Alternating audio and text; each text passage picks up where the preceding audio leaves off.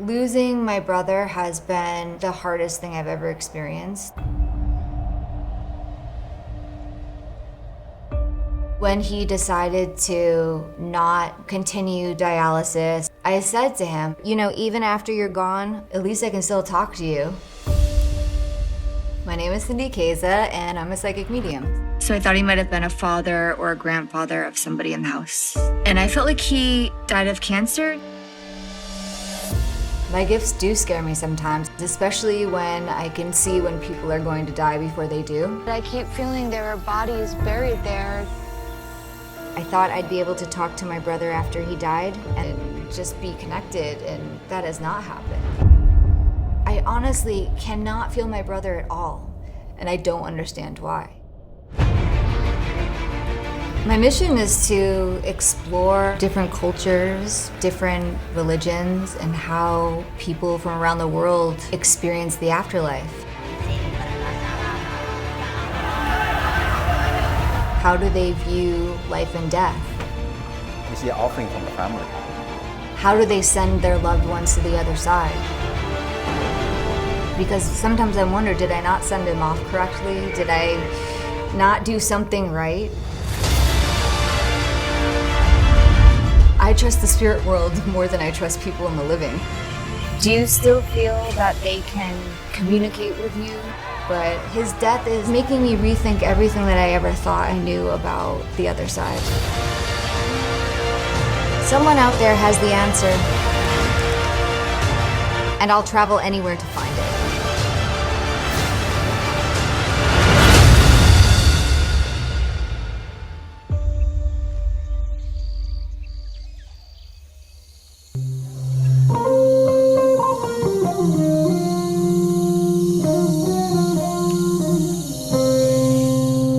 The Toraja people are really, really fascinating. The way that they bury their loved ones is really unique.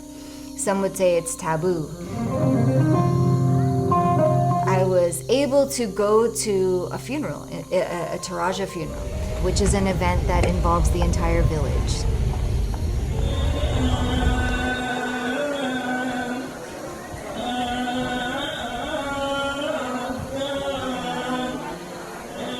The funeral is 5 days, so the different things are happening each day. Hidup yang kami jalani di dunia ini tak pernah sia-sia. But while there is the outpouring of grief that you would expect at any funeral, suddenly the mood changes and it turns into a celebration.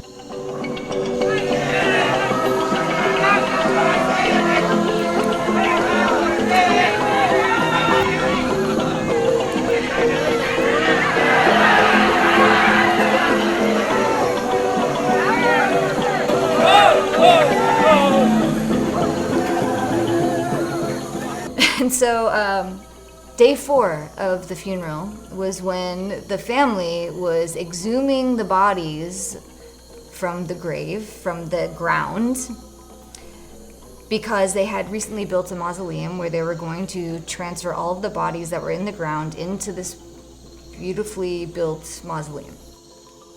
Some coffins only had bones. The body had decomposed, but they still, took these bones out, they dusted them off, they put him in a new resting place. I mean, the care that the Toraja people show for the bodies of their loved ones is actually quite beautiful. They're not afraid of a dead body.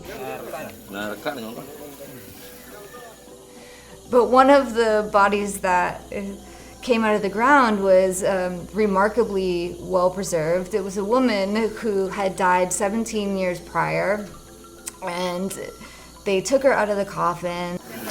So this woman is the sister of the woman whose funeral is taking place this week, and she died 17 years ago, and she's just been taken out of the ground.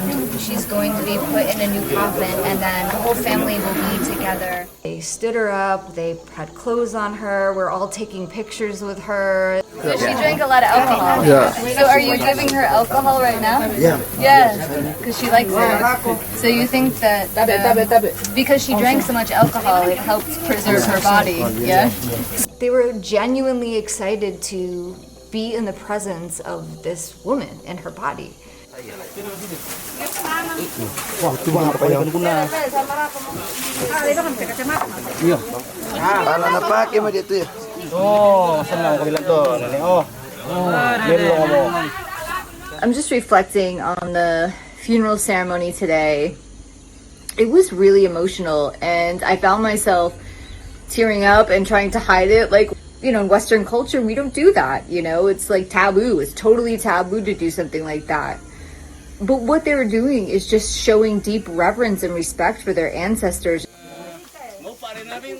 What's especially interesting is that after their loved ones die, the Toraja people keep the bodies of their loved ones in their homes. This man had the body of his sister in his house, and he took me into the room where he was keeping the body.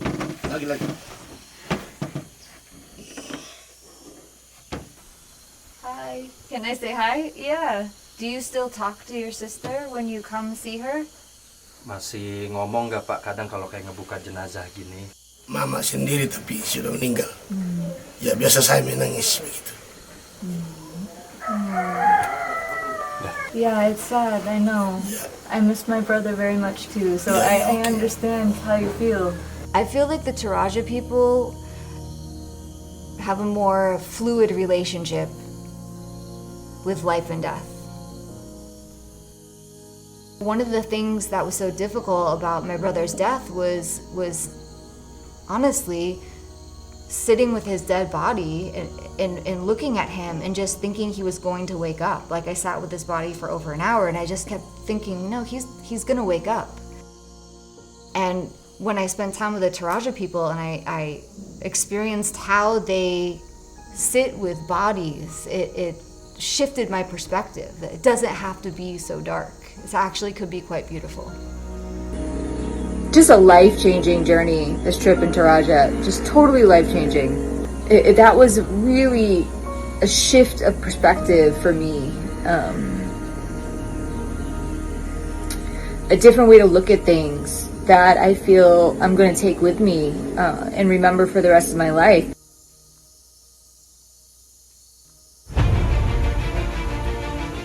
I feel like other cultures walk with death more gracefully than we do in America. So I drew this spirit. I think I can learn something from every healer that I meet. Sekarang saya telah. Every country that I visit. Because at the end of the day, we're all the same.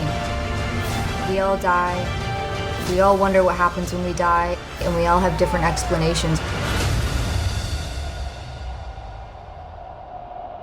My brother's death has given me a purpose. Maybe I can't feel him because he wants me to go on this journey.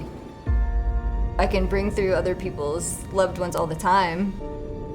Now I'm the one looking for answers.